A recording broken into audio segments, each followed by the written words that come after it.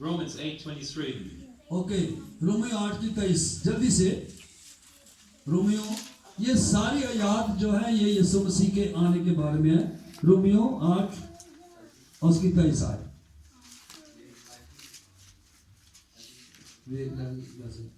चलता तो ठीक है। 8:23 पढ़े को जल्दी से। And not only they, but ourselves also, which have the first fruit of the Spirit, even we ourselves grown within ourselves, waiting for the adoption to wit. Okay, 23 है ना। और ना फक्त वही बल्कि हम भी जिन्हें रूह के पहले फल मिले हैं, आप अपने बातों में कहलाते हैं और ले पालक होने यानी अपने बदन की मखलसी की राह देखते हैं। Last one, Luke chapter 12. Okay, लूका 12वां बाब। You three boys, why don't you have a Bible? Kyo? They can't read it. They can't read? You can't read? Wow. Okay, लूका 12वां बाब 12, 35, 36. 35, 36 इन आयत को पढ़ेंगे हम। कोई पढ़ना चाहे तो पढ़ सकता है, अगर मैं यहाँ पढ़ देता हूँ। तुम्हारी कमरें बंदी रहें और तुम्हारे चिराग जलते रहें, और तुम उन आदमियों की मानंद बनो जो अपने मालिक की राह देखते हो कि वो शादी में से कब लौटेगा, ताकि जब वो आकर दरवाजा खटखटाए तो फौरन उसके वास्ते खोल दे। सब बोले आमीन। आमीन। So I just showed you 7 verses in the Bible about that we are waiting for our Lord Jesus to come back. हमने 7 हवाले देखे हैं कि जिस जो हर आयत कहती है कि हम यीशु मसीह के दोबारा आने का इंतजार कर रहे हैं। And we'll come back to Daniel 12 verses 12 again later. Okay, वो कह रहे हैं कि हम कुछ देर के बाद वही आयत पढ़ेंगे जो हमने दानियल के सीफे में से 12वें बाब की 12वीं आयत पढ़ी थी। Because when he asked me what will be my subject for tonight, I told him it's often you have a Bible where the words of Christ, the words of Jesus are printed in red. Yes, वो कह रहे हैं कि हो सकता है कि आपके पास जो बाइबल मुकद्दस है उसके ऊपर कोई रेड या ग्रीन नहीं है, लेकिन जो मेरे पास बाइबल है जो यीशु मसीह के मुंह से निकले हुए अल्फाज हैं वो रेड निशान के हैं, उनके ऊपर रेड मार्क किया हुआ है। मेरे पास भी I have also. So when I go to Matthew 24, it's all red. That's all Jesus talking. जब मैं मत्ती 24वें बाब को पढ़ता हूँ तो वो सारे रेड है उसके ऊपर, यानी वो मार्क रेड हुआ है और ये यीशु मसीह के मुंह का कलाम है। So I ask you as a basic question, what do we have in the Bible? अब वो कह रहे हैं कि अच्छी, मैं पूछना चाहता हूँ कि हमें कौन सी बाइबल रखनी चाहिए। Now we have stories and we have statements. हाँ, कुछ स्टोरीज हैं या स्टेटमेंट्स हैं। And should we get our doctrine from stories? कुछ लोग हैं जो स्टोरियों से तालीम को हासिल करते हैं। Like say this boy is reading the story of King David and he had so many wives and वो कह रहे हैं कि ये छोटा बच्चा अगर दाऊद की स्टोरी को सीखेगा तो उसको पता चलेगा कि दाऊद की कितनी बीवियां थी, उसने कितने गुनाह किए और वो कैसा अपनी जिंदगी गुजारता था। So he thinks, well, David was a blessed man of God, so that should be all right having many wives. वो अंदर नहीं फिर भी ये समझेगा भाई वो फिर भी बाप बरकत से भावे जितनी मर्जी बीवियां कर रहा हो। Would that be a right doctrine? क्या ये ठीक डॉक्ट्रिन है? क्या ये तालीम ठीक है? No. Yes, no. Because it's from a story. क्योंकि ये स्टोरी से सीखी हुई बात है। If you want to be sure what God's opinion is on the subject, you go to a certain statement. अगर आप खुदा के कलाम की गहराई को जानना चाहते हैं तो आपको राइट स्टेटमेंट जानना होगी जो सिर्फ समझते हुए फिर यीशु मसीह की तालीम को भी समझना होगा कि वो क्या कहता है।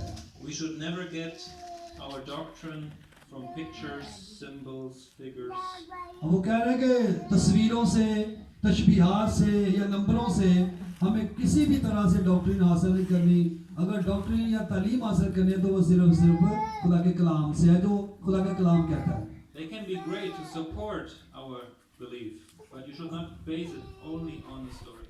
हाँ, वो कहते हैं कि बेशक वो हमारे ईमान में इजाफा पैदा करती है स्टोरी जो है, लेकिन वो अच्छी स्टेटमेंट भी पेश नहीं करती। False doctrines come often from only looking at stories. और जितनी भी गलत तालीमात हैं वो इसी तरीके से आती है Or twisting them. और वो बड़ी तंग करती है, परेशान करती है। So in Matthew 24, Jesus makes some very clear statements. और मत्ती 24 बाब में यीशु मसीह ने बहुत ही साफ तरीके से बताया कि मैं दोबारा वापस आने वाला हूँ। About his second coming. अपने दोबारा आने के बारे में। That's what we're talking about. और यही बात आज हम करेंगे। That's what we're waiting for. और हम क्योंकि हम इंतजार कर रहे हैं। That's why we we read those 7 verses in the beginning. इसलिए हमने 7 हवाले पढ़े हैं जो इस बात से रिलेटेड है कि यीशु मसीह दोबारा आने वाला है. In a parallel passage in Mark 13, यीशु मसीह ने मरकस 13वें बाब में भी जो तमसीलें पेश की थी. even Jesus said even he does take place.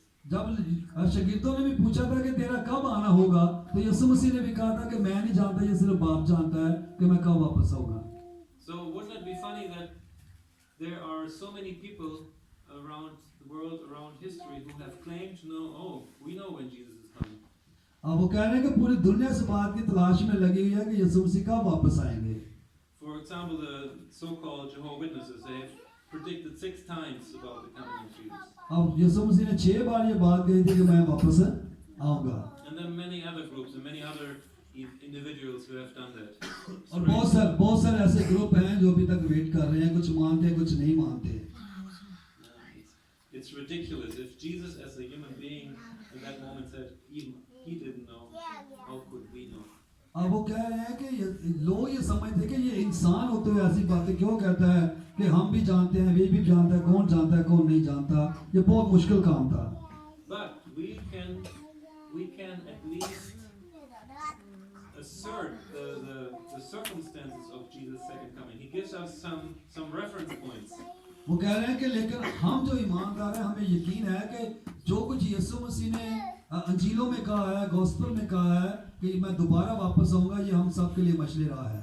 There are some things that have to happen before he comes back. यीशु मसीह के आने से पहले कुछ वाकयात रूनुमा होने वाले हैं.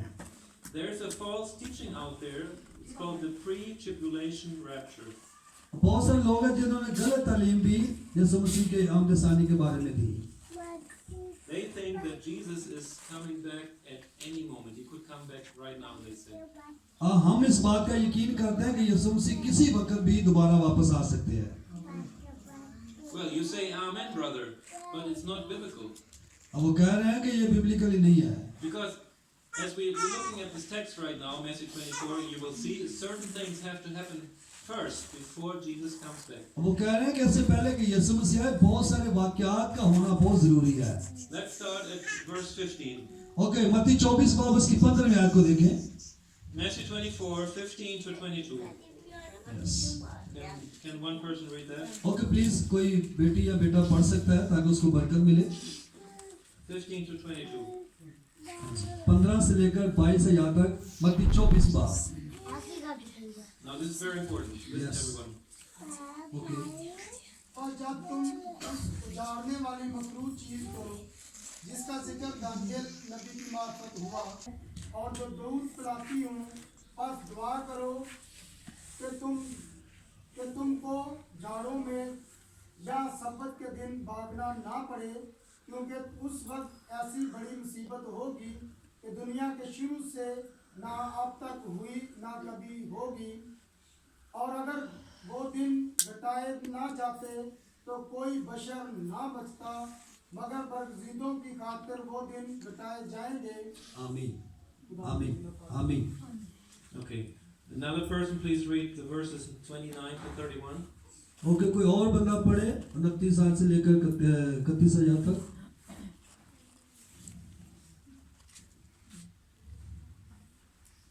वो फौरन उन दिनों की मुसीबत के बाद सूरज तारीक हो जाएगा और चांद अपनी रोशनी ना देगा और सितारे आसमान से गिरा देंगे गिरेंगे और आसमानों की कुव्वतें हिलाई जाएंगी. और उस वक्त इब्ने आदम का निशान आसमान पर दिखाई देगा और उस वक्त जमीन की सतहों में छाती पीटेंगी और इब्ने आदम को बड़ी कुदरत और जलाल के साथ आसमान के बादलों पर आते देखेंगे. और वो कहेंगे कि बड़ी आवाज के साथ अपने फरिश्तों को भेजेगा और उसके बरगज़ीदों को चारों तरफ से आसमान के इस किनारे से उस किनारे तक जमा करेंगे. आमीन. So in verse 15 you see the abomination of desolation. What is that in Urdu? Abomination of desolation, verse 15. वो कह रहे हैं कि 15वीं आयत पर देखें कि हम लोग उजाड़ने वाली मकरूह चीज के बारे में देखा है और उर्दू में ये लिखा है कि जब तुम उस उजाड़ने वाली मकरूह चीज को जिसका जिक्र दानियल नबी की मार्फत हुआ, मुकद्दस मकाम में खड़ा हुआ देखो। Yeah. Can you tell me what is that in Urdu, brother? Abomination of desolation? This term here? This term? Abomination of desolation? What is that in Urdu? In verse 15. Abomination of desolation. What is that in Urdu? Yes, sir. उजाड़ने वाली मकरूची। Only one word? Yeah. In English it's 3 words. Yes, sir. उजाड़ने वाली 3 words, sir. Abomination of desolation. Yes, sir. Girls, can you help them? उजाड़ने वाली मकरू चीज है जो इसका तर्जुमा वो पूछ रहे हैं। That's, इधर 3 है, इधर भी 3 है। who knows what Jesus is talking about here?